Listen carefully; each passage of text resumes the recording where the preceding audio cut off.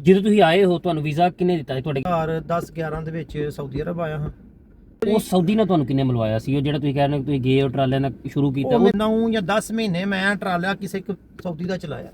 ਮੈਂ ਇੱਥੇ ਜਨਾਬ ਮੇਰਾ ਦੋਸਤ ਇੱਕ ਹੁੰਦਾ ਸੀ, ਪੁਆਇੰਟ ਕਿ ਮੈਂ ਕੋਈ ਪਾਕਿਸਤਾਨ ਚੋਂ 1 ਰੁਪਈਆ ਵੀ ਨਹੀਂ ਮੰਗਵਾਇਆ। ਤੁਹਾਨੂੰ ਇਹ ਕਿਉਂ ਖਿਆਲ ਆਇਆ ਕਿ ਯਾਰ ਤੂੰ ਆਪਣਾ ਕਰਨਾ ਹੈ? ਮਾਸ਼ਾਅੱਲਾ ਸਾਡਾ ਕਫੀਲ ਵੀ ਬਹੁਤ ਅੱਛਾ ਸੀ। ਉਹਦੇ ਉੱਤੇ ਜਦੋਂ ਮਦੀਰ ਉਹਨੇ ਰੱਖ ਲੈਣਾ ਨਾ ਪਾਕਿਸਤਾਨੀ, ਉਹ ਕਿ ਰੋਟੀ ਖਵਾਉਣ ਵਾਲਾ ਬੰਦਾ ਜਿਹੜਾ ਨਾ ਉਹ ਭੈਰਾ ਹੋ ਜਾਂਦਾ ਤੇ ਪੈਪਸੀ ਪਿਆਉਣ ਵਾਲਾ ਚੰਗਾ ਹੋ ਜਾਂਦਾ।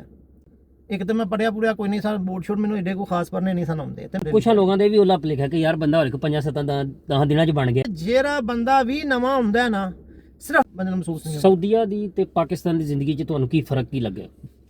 ਹਰ ਮਹੀਨੇ ਮਤਲਬ ਜਿਹੜਾ ਨਹੀਂ ਆ 10-15-20 ਰੁਪਏ ਉਹਦਾ ਜਿਹੜਾ ਨਹੀਂ ਆ ਤੁਸੀਂ ਮਹੀਨਾ ਦੇਣਾ ਕਰਨਾ।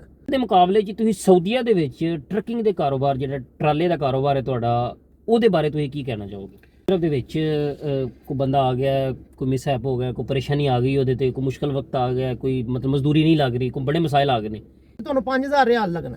ਜ਼ਬਰਦਸਤ। ਤੁਹਾਨੂੰ 5000 ਦਾ ਫਾਈਨ ਦਿੱਤਾ ਜਾਣਾ। 5000 ਜੁਰਮਾਨਾ ਆ ਗਿਆ। 5000 ਇੱਥੇ ਪਤਾ ਨਹੀਂ ਲੱਗਦਾ ਸ਼ੁਰਤਾ ਕਿਸ ਟਾਈਮ ਖਾਸ ਵੀ ਉੱਥੇ ਆਨਲਾਈਨ ਹੀ ਲਿਖਣੀ, ਆਨਲਾਈਨ ਲਿਖ ਕੇ ਤੁਸੀਂ ਕਿਸੇ ਨੂੰ ਮਿਲਣ ਦੀ ਜ਼ਰੂਰਤ ਨਹੀਂ। ਨਹੀਂ। ਉਹ ਤੁਸੀਂ ਉਹ ਜਿਹੜੀ ਕਿਸੇ ਚੌਰੀ ਨੂੰ, ਕਿਸੇ ਨੂੰ ਤਰਲੇ ਦੀ ਕੋਈ ਜ਼ਰੂਰਤ। ਐਕਸੀਡੈਂਟ ਹੋ ਗਿਆ ਤੇ ਸਮਝੋ ਤੁਹਾਡੇ ਤੇ ਕਤਲ ਪੈ ਗਿਆ।